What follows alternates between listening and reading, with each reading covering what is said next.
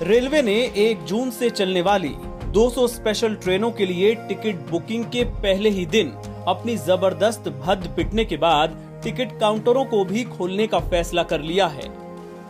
Railway board ने गुरुवार को एक आदेश में कहा कि 22 मई से चुनिंदा स्टेशनों पर टिकट रिजर्वेशन काउंटर खोल दिए जाएंगे। आदेश में कहा गया कि रेलवे शुक्रवार से टिकट एजेंटों के जरिए सामान्य सेवा केंद्रों यानी कॉमन सर्विस सेंटर से टिकटों के आरक्षण की भी इजाजत देगा। आपको बता दें कि लॉकडाउन में 1 मई से श्रमिक स्पेशल ट्रेनों की शुरुआत की गई थी, जो राज्यों की अपील पर अब भी जारी है। उसके बाद अब स्पेशल ट्रेनें चलाई जा रही हैं। पहले रेलवे ने कहा था कि वो 30 जून तक कोई संचालन नहीं करेगा, लेकिन अब अचानक फैसला हुआ कि 1 जून से 200 ट्रेनों का संचालन शुरू कर दिया जाएगा।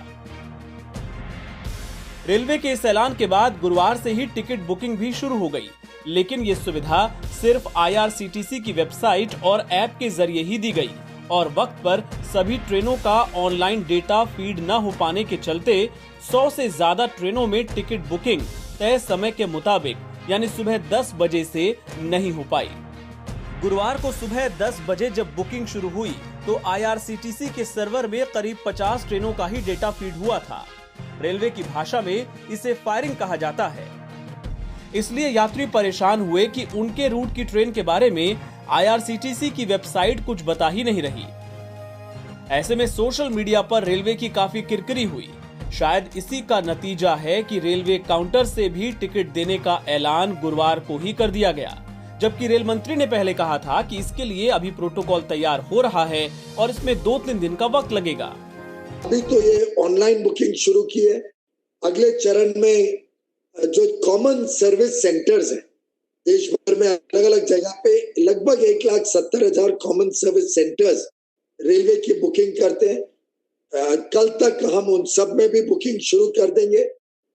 एक सेवा के रूप में वो बुकिंग करेंगे अपने यात्रियों की, और एक 2-3 दिन बाद जो काउंटर्स हैं अलग अलग स्टेशन, मेन स्टेशन पे काउंटर्स भी शुरू करेंगे।